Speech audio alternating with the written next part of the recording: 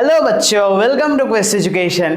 मेरा नाम है दीप्यमान। आज मैं आप लोगों के लिए लेके आ गया एक शानदार सा टॉपिक। आज हम लोग पढ़ेंगे राउल्स लॉ। क्या पढ़ेंगे? Raoult's law. राउल्स लॉ जो भी आप कह दीजिए, पढ़ेंगे वही जो लॉ बताएगा। ऑलराइट बच्चों, तो एक डिस्क्लेमर है आप बच्चों के लिए कि पढ़ाई शुरू करने से पहले आपका जितना डिस्ट्रैक्शंस है सब बाहर कर दीजिएगा। खिड़की दरवाजा जितना है सब बंद कर दीजिएगा। कॉपी और पेन एकदम रेडी रखिएगा। जो जो यहाँ पे मैं समझाऊंगा एकदम शानदार सा नोट करते जाइएगा। और एक चीज़ याद रखिएगा बच्चों, कोई भी कंफ्यूजन हो, डाउट हो, कमेंट सेक्शन में लिख दीजिएगा। मैं जितना हो सके आपको समझा दूंगा। ऑलराइट, तो बिना वक्त को बर्बाद किए शुरू करते हैं अपना क्लास। आज हम लोग पढ़ेंगे Raoult's law. Alright, Raoult's law जो भी हो वही पढ़ेंगे। ये क्या कहता है? फॉर ए सॉल्यूशन जो है कंटेनिंग नॉन वोलेटाइल सॉल्यूट, जिसमें नॉन वोलेटाइल सॉल्यूट है, क्या हो रहा है ना, relative lowering of vapour pressure VP, relative lowering of vapour pressure of the solvent is equal to the mole fraction of the solute. ये क्या कह रहा है बच्चों? आपका जो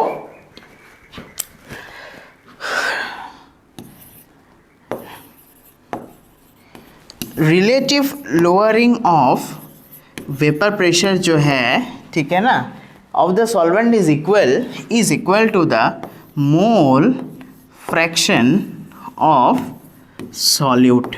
ऑलराइट, समझ में आ गया बच्चों? समझ में आ गया आपको? क्या? मोल फ्रैक्शन ऑफ द सॉल्यूट, ठीक है ना। तो क्या हो रहा है बच्चों? वे आपका जो ये जो वेपर प्रेशर है, vapour pressure of the solvent आपको पता है ना बच्चों कि सॉल्वेंट किसे कहते हैं, सॉल्यूट किसे कहते हैं, फिर सॉल्यूशन कैसा बनता है। अब ये याद रखिएगा बच्चों, जो आपका सॉल्यूशन है ना, सॉल्यूट के साथ सॉल्यूट प्लस सॉल्वेंट, ये दोनों प्लस करके आपका क्या बनता है बच्चों? ये दोनों प्लस करके आपका सॉल्यूशन बनता है बच्चों, ठीक है ना। तो सॉल्यूट क्या है आपका? कोई भी सॉलिड सब्सटेंस आप पकड़ लीजिए। सॉल्वेंट क्या है आपका? कोई भी लिक्विड सब्सटेंस आप पकड़ लीजिए।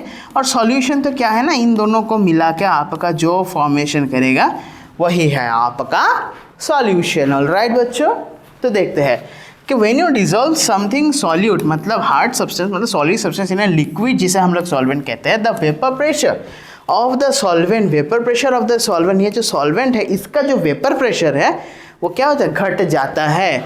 And that decrease depends on how much solute is present. ये जो कितना घटेगा वो किस पे डिपेंड करेगा कि कितना सा सॉल्यूट है बच्चों। समझिएगा, जो आपका सॉल्यूशन में जो सॉल्यूट है, जो सॉल्वेंट है, जो आपका कोई भी सॉल्वेंट में अगर आपने सॉल्यूट ऐड किया तो सॉल्वेंट का जो वेपर प्रेशर है वो क्या होता है बच्चों? घट जाता है। और ये जो घटना किस पे डिपेंड करता है कि आपने कितना सा अमाउंट सॉल्यूट उसमें ऐड किया है। ध्यान रखिएगा बच्चों, कंफ्यूजन है, डाउट आप लिख दीजिएगा, मैं समझा दूंगा। ऑलराइट, तो यहाँ पे एक मैथमेटिकल एक्सप्रेशन है, ठीक है ना। मैथमेटिकल एक्सप्रेशन ये तो चाहिए, केमिस्ट्री है बच्चों, chemistry is a subject of exception, maths तो वहाँ पे चाहिए होगा। तो यहाँ देख लेते हैं, पी एस का मतलब है vapour pressure of the solute, ठीक है ना। पी डबल एस मैंने लिखा है vapour pressure of solvent in solution. Vapour pressure of pure solvent माने लिक्विड जिसमें नो एडिशन, ठीक है, नो एडिशन, कुछ भी ऐड किया हुआ नहीं है। ऑलराइट, मेरा हैंडराइटिंग आई बिलीव आपको समझ में आ रहा होगा, ठीक है।